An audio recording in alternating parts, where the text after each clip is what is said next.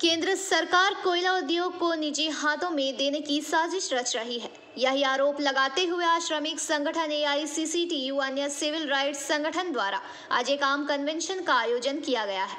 इस आम कन्वेंशन के जरिए केंद्र सरकार की कोयला उद्योग के नीचे हाथ में सौंपने की कोशिश का विरोध किया जा रहा है।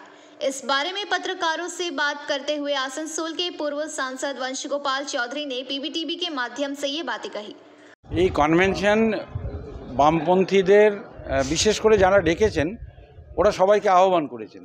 এরা মূলত AICCTU, তার সহযোগী আরও কিছু সংগঠন আছে, সিভিল রাইটস আছে। এটা একটা কমন ইস্যু, কয়লা খনিতে রেভিনিউ শেয়ারিং যে মডেল নেওয়া হচ্ছে এটা কয়লা খনির সর্বনাশ হবে। কোল ইন্ডিয়ার শেয়ার ইতিমধ্যেই হস্তান্তর হয়ে গেছে অনেকটাই, আর সামান্য যেটা বাকি আছে সেটা করলে ওটা বেসরকারিকরণের দিকে পুরোপুরি চলে যাবে। আর রেভিনিউ শেয়ারিং হলে যেটা সর্বনাশ হবে সেটা কয়লার মালিকানা কয়লার হাতে থাকবে না, আর এই এলাকার মানুষের অর্থনীতির ওপরে এটা একটা বড় আঘাত হবে, কারণ ক্রমশ এই শিল্পটা ঠিকাকরণের দিকে চলে যাবে। এটা ছিল মূল স্তম্ভ।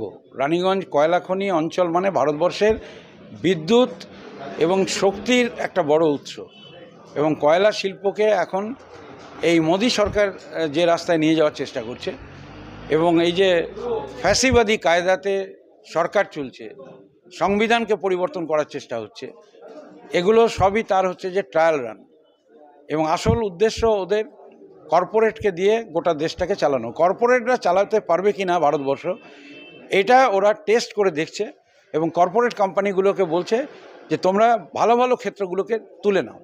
কোল ইন্ডিয়া অনেক টাকা গভর্নমেন্টকে দেয়, কয়েক হাজার কোটি টাকা প্রতিবার রাজ্য এবং কেন্দ্র এখান থেকে পায়।